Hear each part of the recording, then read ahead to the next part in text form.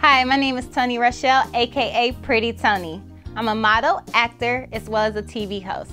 And today I am here to introduce you to my new show. It's called Ascendings. And for those of you that don't know what that means rising to the top, that means thriving, that means overcoming the struggle. My reason for doing this show is to have a platform for people to understand that everyone has a struggle. Everyone has a story. And most of the time, we all feel alone. We all feel like nobody understands. Nobody's going through what I'm going through. But let me tell you, we all got a story. We all got a struggle. And that's what this platform is here for. So please, subscribe to my channel. Tell your friends, tell your family, tell your neighbors, tell everybody to watch this show. Watch my show, Ascendings, with Toni Rochelle. Another kid lost within the system, but what doesn't kill you make you more resilient. You went through the worst, but held on to your vision, cause you knew that one day you would keep ascending. Watch my show, Ascendings, with Toni Rochelle.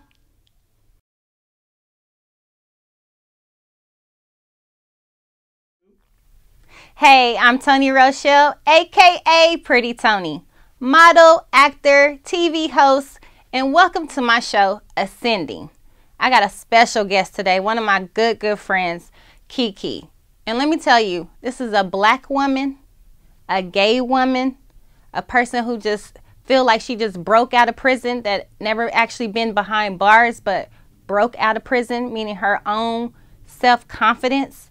So you guys don't want to miss this show. Y'all got to tap in, because I know there's another Kiki out there that's going through that same thing. You don't want to miss this, because it's some juicy stuff. It's going to have the hair standing up on your arms, okay? So you guys tune in to my show. Tell your friends, tell your people. Get off all them other YouTube channels, because this show right here is for healing, for growth, and just to be able to ascend. I'm your girl, Toni Rochelle. Stay tuned. Another kid lost within the system, but what doesn't kill you make you more resilient. You went through the worst, but held on to your vision, cause you knew that one day you would keep ascending. Welcome to my show, Ascending. I'm your girl, Toni Rochelle, and I'm here with a special guest today. Y'all give it up for my girl, Kiki. What's up? Do you love me? I know you hate that song, but yeah, I had to do it for you. It's all good. Man, thanks for being here on my show. Oh, thank you for having me. Like, I'm really honored, to be honest. Like, I'm honored that you're here with me. You know, just for the people that haven't seen my show, this show is about a rising. It's about the struggle. It's about the growth. You know what I mean? Right. It's about keeping pushing, just thriving, and just trying to accomplish whatever is at the end for you. Right. You know, so I called you here because I want to know your struggle. I want to know what kind of things you've been through in your life. Man, well, first of all, yes, my name is Kiki, but I go by the name of Kiilanda. That is my birth name. I used to go by the name of Sneak a little while ago, but, you know, I felt like in order for me to really ascend and, be original and organic, to go with my original name. It was actually a friend of mine. He told me to just go with my original name, so I thought I would, but, man, I grew up in Southern California. I'm originally from San Diego, and I've always been kind of a person who's very optimistic about things and just looks at the world in like a different mode. You know what I'm saying? Like I was always known as like the weird kid. You know, I've always been intrigued by music, but I never knew how to convey it to other people. Yeah. But growing up, you know, I was always a little overweight. I was always the chubby kid. I was always kind of the outcast, trying to like find my way into like even my family, you know, with me being the chubby kid and my brother, him being skinny, and, you know, my stepbrother and sister being smaller, and just stuff like that. Like, I've always felt like I've been kind of picked on, you know, and I'm the underdog. Yeah, you know, and I just have a really sweet personality, and I feel like a lot of people aren't used to just genuine kindness, especially nowadays. It's hard to find that these days. Yeah, you know. But we judge people, so it's really not that hard to find, because most people are like that, but because we judge people and people feel that they're like that, it's hard to pull it out of that person. Yeah, and I feel like even like now, like if I go to Chance the Rapper, right? Mm-hmm. Chance the Rapper was called corny and all this stuff because he was just a genuinely nice dude. Like, I don't know that dude personally, but, you know, people think it's corny to be genuine and kind. Yeah. They always feel like there's a hidden motive, like there's something that's what you want from me. Yeah, what you trying to take from me. Right. Or it's just like, or you're being hella fake. Like, you're just trying to, you know, be bubbly all the time. Nobody's bubbly all the time. No, they're not. Yeah. But at the end of the day, nobody's 100% angry either. Right. I feel like there are good people in the world, but they get so much, and I don't know if we can cuss or anything. Or I mean, you know, I'm not gonna, feelings, but it is the people show, so. Right. I feel like they get so much, like crap for trying to be a good person, you know, to where that good person feels like, oh, okay, you want me to be more of an asshole? I can be an asshole. Yeah. Like, and that's like recently I kind of just got out of that. You know, just being hurt so many times by people that I've trusted, people that I've looked up to. I'm just like, damn, like I've given you nothing but my heart. Yeah. It's always been pure. It's always been organic. But because you've been hurt in your past, you look at it as, oh, there's a hidden motive behind that kindness. So let me go ahead and protect myself and be rude to you and treat you any kind of way. Yeah. And when you are treated that way, you're just like, it does something to you. It does. It breaks you down. Yeah. It makes you be a different person than who you really truly want to be or who you are, you know. Yeah. So what kind of struggles did you have to overcome or that you're in or that you're still trying to ascend through? Well, one of them, the biggest thing was my self-image. You know, like I said, I grew up as the chubby kid. Right. You know, I still got a little bit of chubbiness on me. You know, I'm working out now. That's all good. But whenever you've been told, oh, you're fat or you don't look attractive or you're constantly comparing yourself to others, you know, it takes a toll on you mentally. Right. You know, one of the things that my trainer pointed out when I performed 2 weeks ago, she's like, you know, I noticed in your video you kept pulling down your shirt. You know, that's something that I've always been self-conscious about was my weight. Right. And with me being self-conscious with my weight, it also made me not as confident in myself and all around in my music, in my relationships, in my friendships. I totally understand that. I can relate to that. Trust me. Yeah, you know, it makes you timid. It makes you afraid to speak up for yourself because you're like, well, this person looks better than me. So people are going to listen to them. People are going to flock to them. People are going to respect them more than someone who's, you know, whatever. So what made you just keep pushing and say, I'm still going to go on that platform, my dream that I want, even though I feel like I don't look like the everyday person or whatever? Honestly, God, like seriously. Even when I try to give up music or I've tried, it's just that pure love for it, you know, and people seeing past your own personal flaws that you have of yourself, your own personal thoughts that you have of yourself. It gives you that inkling of hope or inkling of encouragement to just be like, okay, somebody else sees what I don't see. It's the truth. You know what I'm saying? It's the truth. Yeah, you know, even like when they like even now when I get complimented, it's still hard for me to take in because it's like I've been told so much other stuff in my life that I've been programmed to think, oh, you're not good enough. Right. With me being gay, with me being black, with me being female, I have 3 strikes against me already. You know what I'm saying? So I have to prove myself triple, 3 times as hard than a black man or a white woman or somebody Hispanic or somebody else of color or whatever. You know, I have to prove myself just as hard. Right.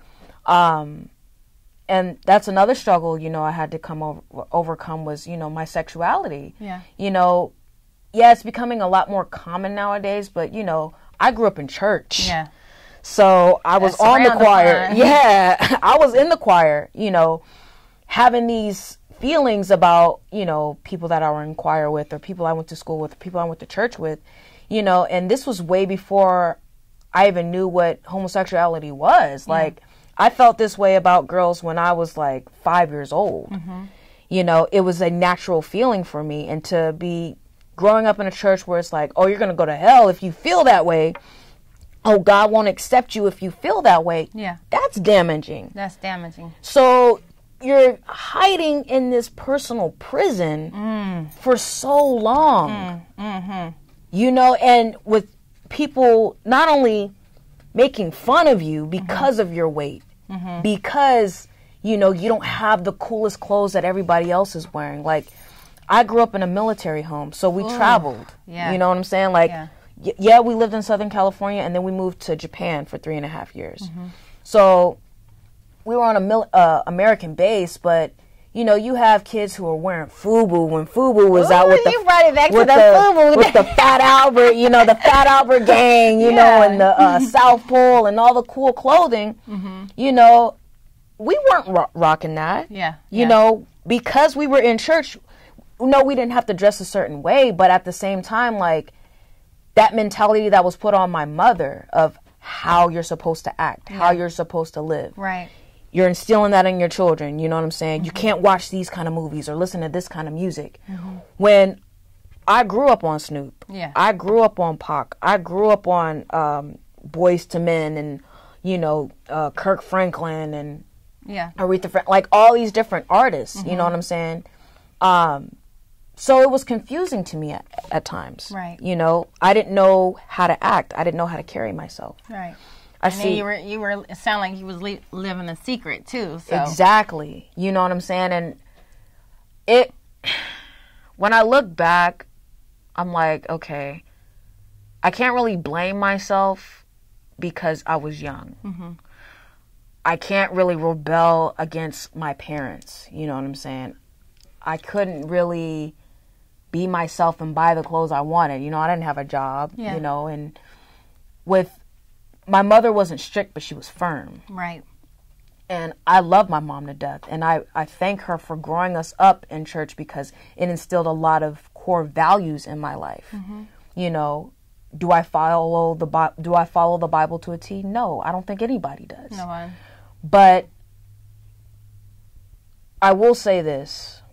Though I may not be living the life that Christians want you to live, I know how God sees me. I know what God has placed in my life, the journey that he has me on. And it's different from a pastor. It's different from a choir director. It's different. And you got that personal relationship with the Lord. That's what it is. And that's what it's supposed to be. That's what it's supposed to be. It's not supposed to be book.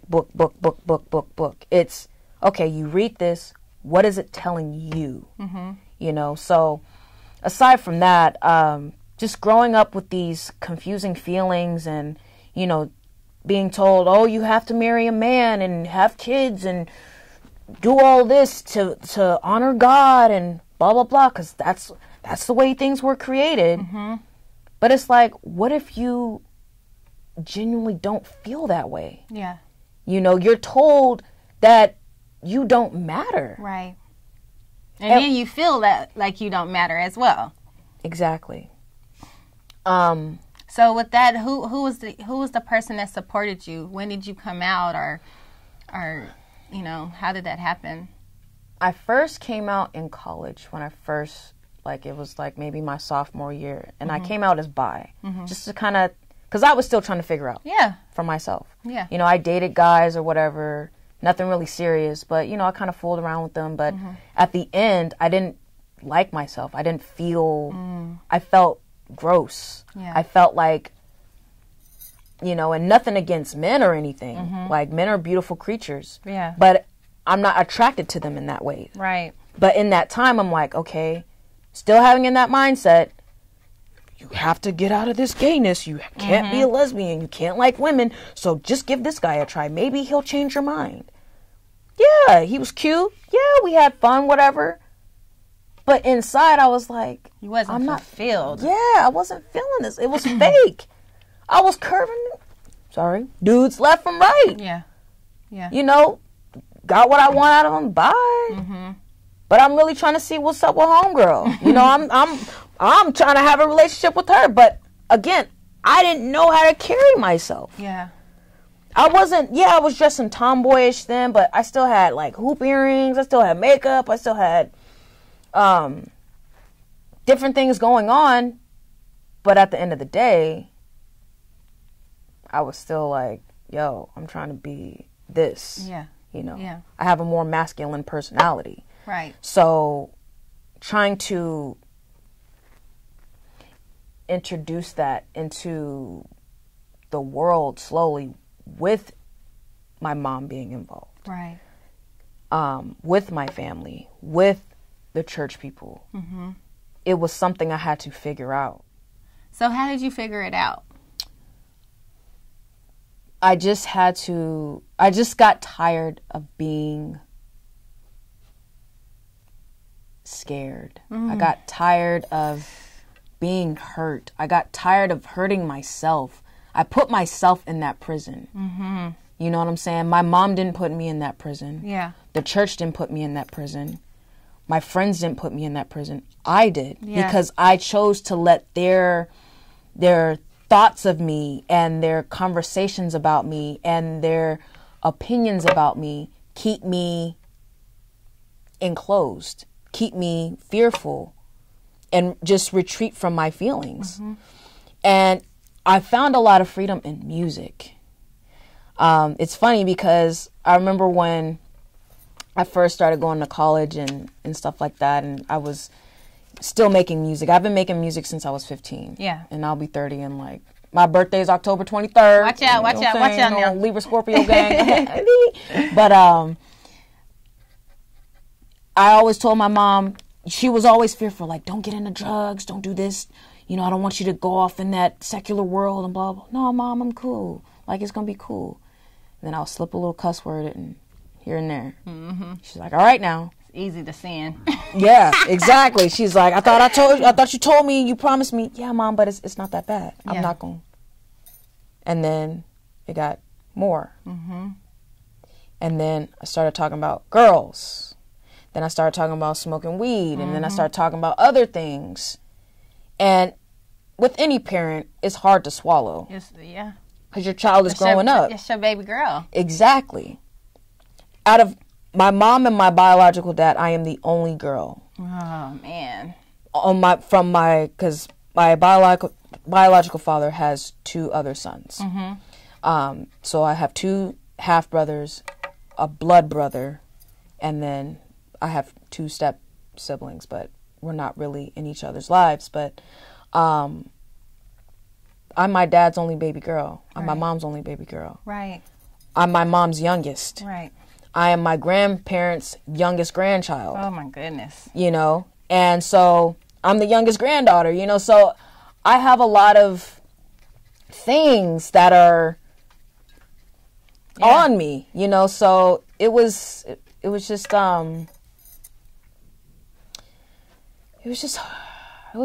hard, you know? Just trying to find my place and just really be comfortable with myself and in my music. Right. You know, whenever I would talk to certain friends and stuff, I'm like, man, I'm just trying to elevate. I'm just trying to do this. Mm-hmm. In my music, they're like, the number one thing is you have to be confident in yourself. Right.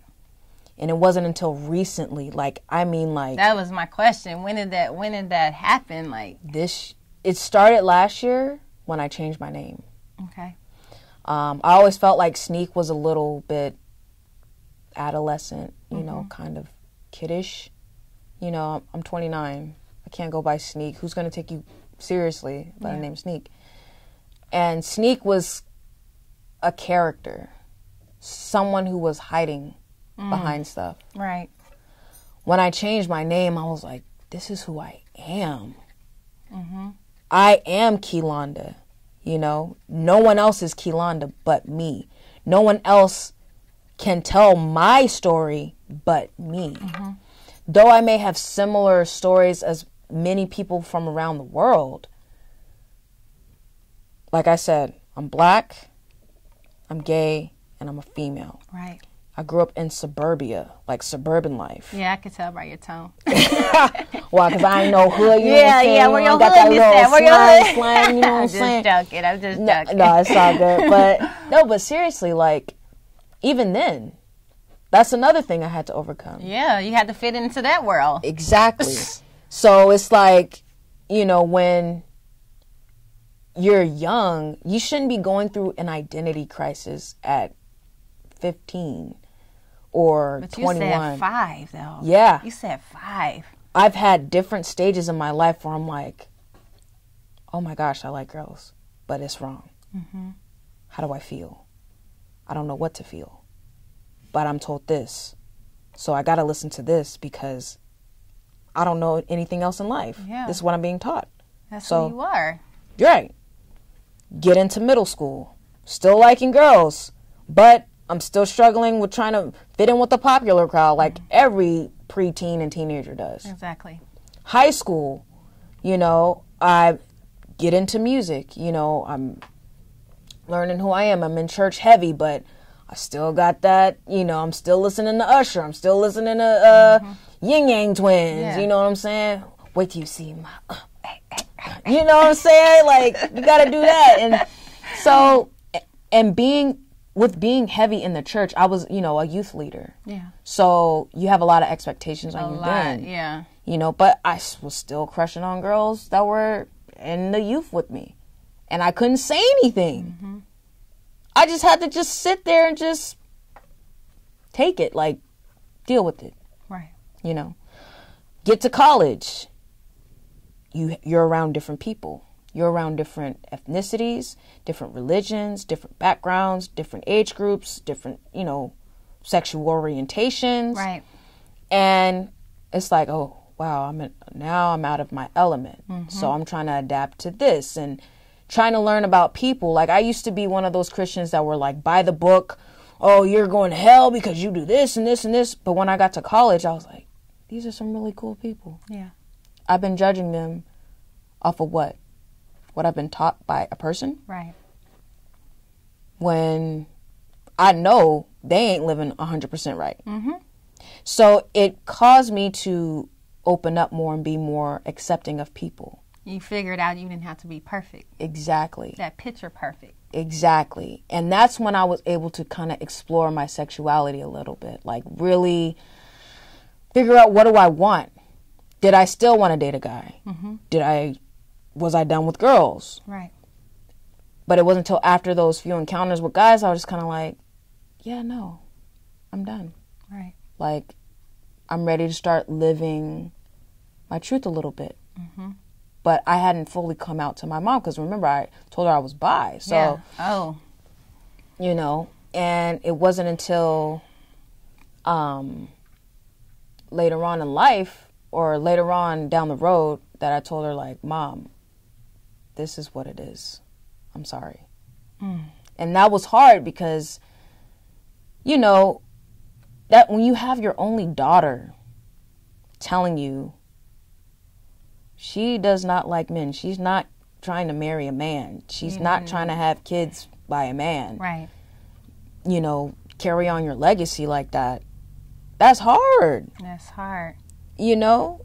So let me ask you something. What is one thing that you want people to know about you now? If it's just that one thing that you want people to know. One thing I want people to know is just be yourself. Just be happy. Mm-hmm. You only get one life, okay? Everybody goes through something. Like, everybody has their own personal issues. They do. They do. Who am I to judge you? Who are you to judge me? We all sleep, we all cry, we all laugh, we all, you know, get happy, we all use the bathroom, we all, you know, we all do the same thing. Right. We're human. God created us differently for a reason. Mm-hmm. Differences bring out different avenues of people. Right. You know what I'm saying? Like, the fact that I went to a college where it was different ethnicities and different backgrounds and stuff like that brought out the humanness in me. Mm-hmm. You know, one of the things that I've been told was, don't be so heavenly minded that you know earthly good. Yeah. So it's important for us to share love and just be genuine with people. Right. Like, I don't know your story. I don't know what you could be going through. Right. You know what I'm saying? Mm-hmm. But I can't judge you on your outer because, again, I don't know what you're going through. Yeah. It could be a cry for help for something. You know, somebody who acts stuck up or whatever, or who, you know, acts out, they can be like, look, I'm not getting any attention at home. My family has outcasted me. I'm homeless, or I'm going through a divorce, or I just lost my mom. Or, you don't know. You don't know. You don't know. You know, I just say your difference is what makes you beautiful. I love that. It's your uniqueness. That's why I'm creating my EP Spectrum. There is a spectrum of different people. What makes us one is our struggle. Yes. How do we help each other through that struggle? You know, we're never going to go through this alone. Never. You can't go through it alone. You can't. You know what I'm saying? So. And again, that's what this platform is about. Yeah. This is why I created this platform. You see what I'm talking about? The struggle. Yeah. The struggle, ascending, thriving, the growth, overcoming. And that's what ascending is all about. Yes. So thank you so much for your truth. Thank you for your struggle. You know, keep pushing. I believe in you, and I'm proud of you. And, hey, I'm Toni Rochelle. You guys keep ascending. Tell everybody what we're doing here, because this is the platform to let loose. Yeah. And we out. All right, be you. I'm breaking the chain. I'm breaking the chain. I'm busting out of prison. I'm busting out of who you think I am. I'm going to be me. I'm black. I'm gay. I'm daddy's little girl. I'm the first grandbaby that's a girl. Yes, I'm a girl, but I like girls. I think. Or no, because I'm a girl, I should like boys. No. I like girls. Damn, baby, you fine. I like a girl. No, I can't do that. That ain't the way it's supposed to be. I grew up in the church. Mama ain't gonna like this. I got brothers. I was supposed to be a boy because I like girls. I want a girl. I gotta figure this thing out. I feel like I'm locked in chains. I feel like nobody will believe me or listen to how my heart feels. Because I like girls.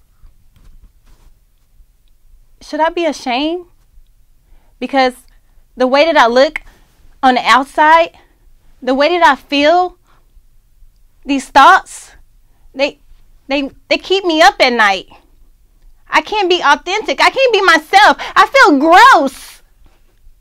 Now I'm breaking the chain. I'm breaking the chain because this is who I am. Take it or leave it, because I like girls. I like the sound of music too. That's okay, because I'm going to hide in my music and ain't nobody going to know. No. I'm breaking the chains because I like girls. Mama, I'm sorry. Daddy, I'm sorry. Granny, I'm sorry. World, I'm sorry. I'm a black woman that likes girls. Okay?